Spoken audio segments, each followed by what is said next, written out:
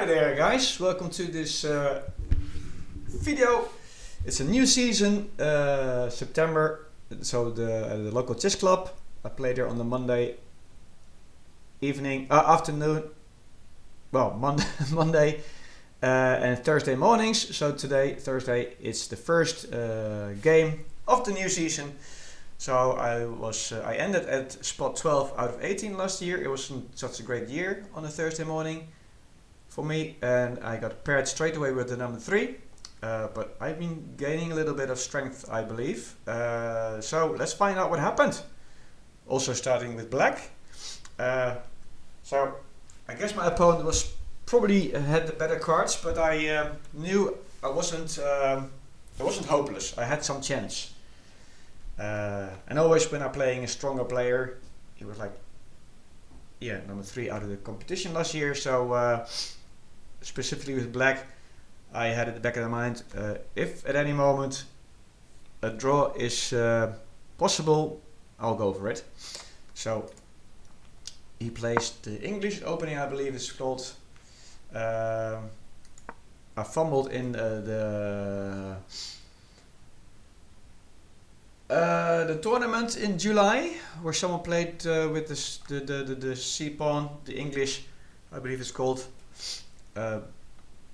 I got into it like a fork with the bishop and the knight, so I was aware that there was some tricky lines there if I wasn't careful. But we're just developing the pieces, nothing special going on. Yeah, I considered going for a pin, but I didn't quite believe in it. Yeah, so nothing really special going on at the moment.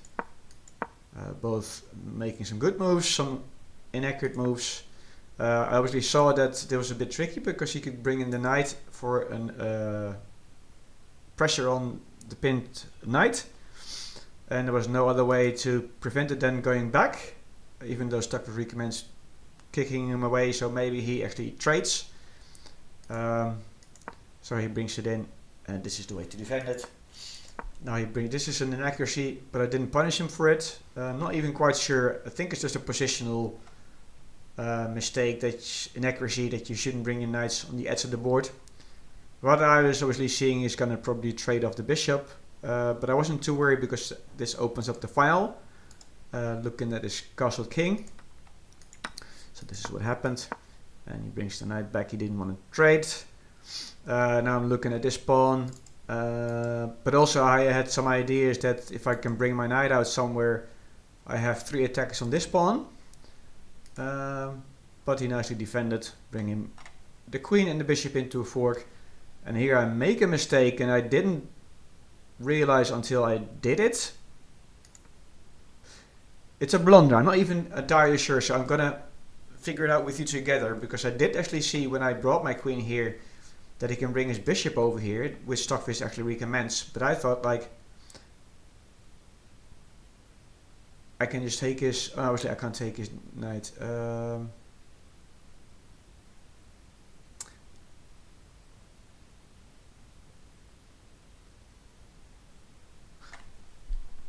yeah, it's actually trapping the queen.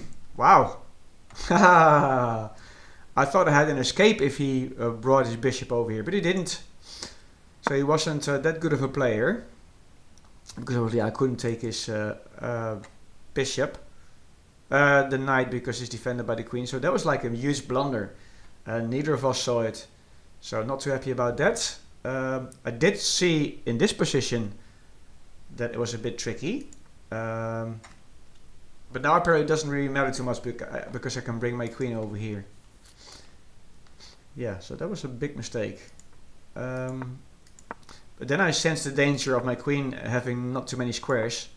So I brought it back and we started trading off pieces. And here I had some nice idea about rerouting my knight to this square because it's free. It's like a good outpost. So I saw like 1, 2, 3. So I brought there, and he actually helped me because now I can sit here and sit there. Okay, yeah. Stockfish wanted me to push this pawn on a number of occasions. This pawn and this pawn. Yeah, okay. I'm not even entirely sure why. Maybe he wants me to break open the king side because he says he has some weaknesses here. Yeah, so then I thought like if I can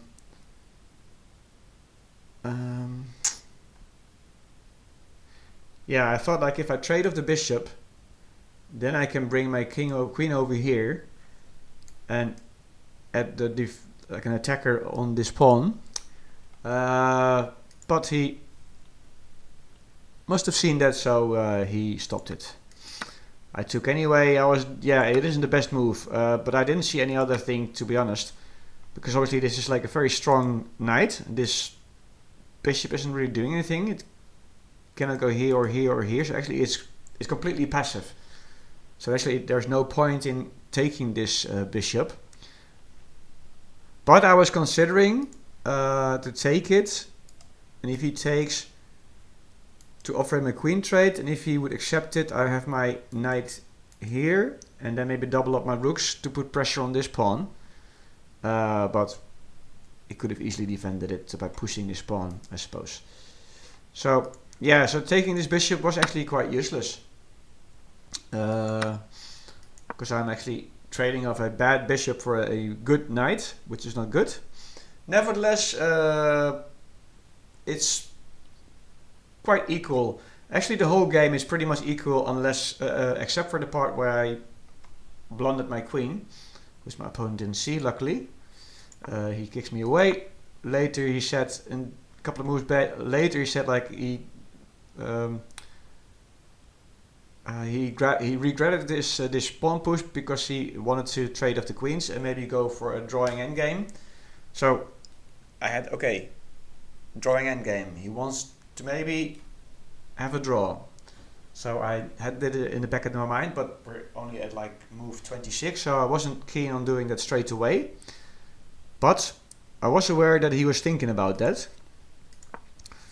Yeah, now we're all trading and we both make some good moves, some bad moves.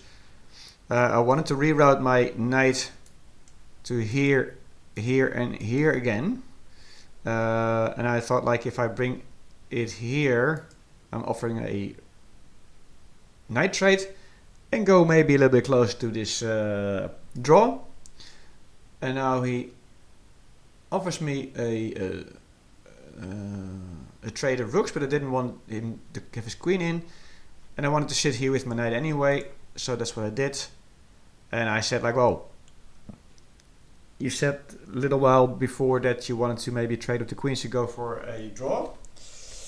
So I said like, nothing's really going on at the moment, and I don't see any, well, I didn't say I didn't see any good ways about it, but I said like, position is quite equal, so do you maybe want to go for a draw? And he said like, well, there's too many pieces on the board just yet, so let's play a few more moves. And he trades, and then he said like, okay, let's go for a draw.